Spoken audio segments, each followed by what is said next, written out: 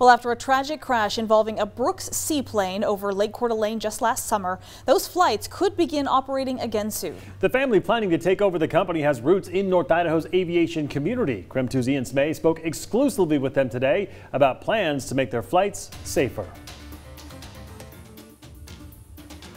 If all goes to plan, Brooks Seaplanes will have a new owner by the end of summer. The new owner plans on continuing the Brooks Seaplane tradition in North Idaho, but also has plans for some safety upgrades. Shane Rogers owns No Limits Aviation in North Idaho, and soon he'll also be the owner of Brooks Seaplanes. You know, someday I'm going to buy this, you know, and I figured it was going to be 20 years down the road.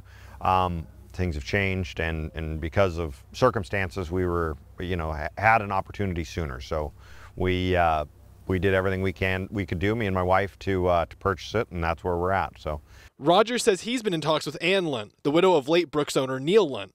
Neil was one of the 8 people killed in last July's mid-air collision over Lake Coeur d'Alene, and he plans on keeping some of the traditions the family started, down to the type of aircraft.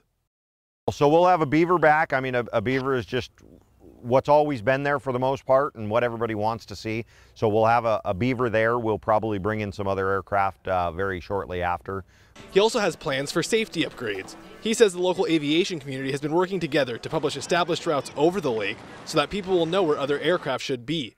Rogers also says his planes will have a device called ADS-B. It's a new type of equipment for the types of smaller aircraft that fly over Lake Coeur d'Alene. It transmits the plane's location to other aircraft and, in turn, receives the other aircraft's locations as well.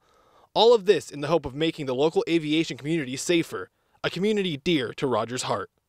I mean, raised my kids, really my kids were raised at an airport. We would exercise. All my kids have learned how to ride bikes at airports. We've done a lot, and I can go across the country and there's people at airports all around that welcome us with open arms. Rogers also runs a program to introduce local middle and high school students to the industry. The program has more than 100 kids and has caught the eye of Governor Brad Little during a visit in North Idaho today. And if we can get these kids started, you know, some of them are junior high. We get these kids started, pique their interest working on an airplane here, pique their interest in flying.